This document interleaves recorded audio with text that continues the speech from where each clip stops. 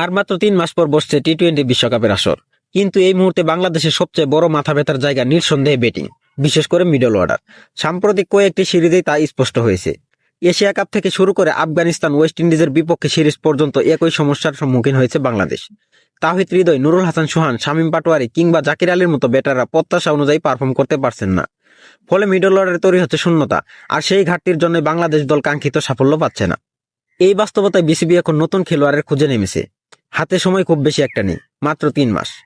তবে সামনে দারুণ একটা সুযোগ পাচ্ছে বিসিবি, আর সেটা হচ্ছে ACC Asia cup rising star championship, যা শুরু হবে 14 নভেম্বর কাতারের দোহায়।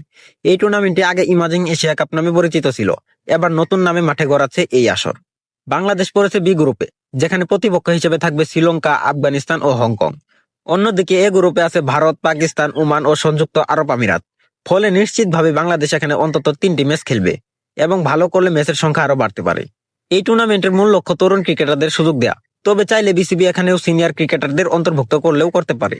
আগেও আমরা দেখেছি ইমাজিন এশিয়া কাপে সৌম্য সরকারকে দিয়ে খেলানো হয়েছিল অভিজ্ঞতার কারণে। এবারও তেমন পদক্ষেপ নেওয়া যেতে পারে। বর্তমানে যেসব ক্রিকেটাররা আলোচনায় রয়েছেন, তাদের মধ্যে অন্যতম সাব্বির রহমান।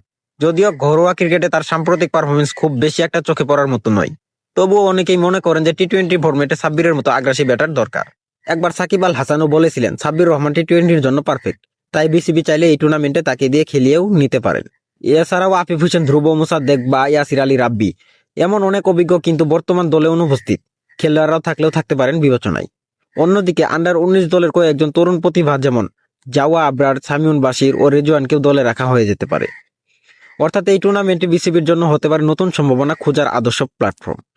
অভিজ্ঞদের ফর্ম যাচাই ও তরুণদের পারফরমেন্সের মূল্যায়ন সুযোগ একই সঙ্গে পাওয়া যাবে। যদি কেউ এই সুযোগে নিজের সামর্থ্য প্রমাণ করতে পারে, তাহলে সে সহজেই ঢুকে যেতে পারে বিশ্বকাপের সম্ভাব্য দলে। এখন দেখার বিষয় হলো বিসিবি এই সুযোগটা কতটা কাজে লাগাতে পারে। এটাই নির্ধারণ করবে বাংলাদেশের টি-20 বিশ্বকাপের ভাগ্য।